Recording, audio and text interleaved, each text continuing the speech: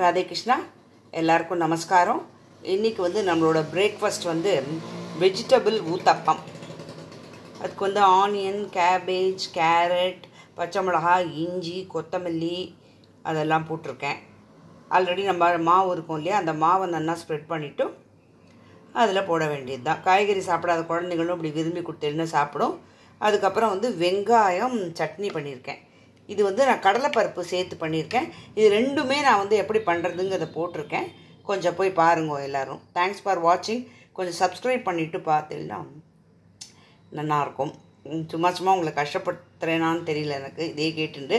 ஏன்னா நிறையா யூடியூபர்ஸ் இருக்கா, நிறையா சேனல்ஸ் இருக்குது, நீங்களும் எல்லாத்தையும் பார்க்குறது. ஸோ சப்ஸ்கிரைபுங்கிறது கொஞ்சம் சிரமந்தான். இருந்தாலும் நாங்கள் வளர்றவா இப்போ தான் இது பண்ணிட்டுருக்கோம். ஜஸ்ட் லைக் தட் தான் நான் ஸ்டார்ட் பண்ணினேன். ஆனால் என்னமோ கொஞ்சம் இன்வால்மெண்ட் வந்துடுத்து. ஸோ கொஞ்சம் விதவிதமாக போடலாம் அப்படின்னு நீங்களும் பார்த்து என்கரேஜ் பண்ணினா எங்களுக்கும் கொஞ்சம் சௌகரியமாக இருக்கும். ரமாதேவி வைஷ்ணவி அப்படிங்கிறது என்னோடய சேனலோட நேம். தேங்க்ஸ் ஃபார் வாட்சிங்.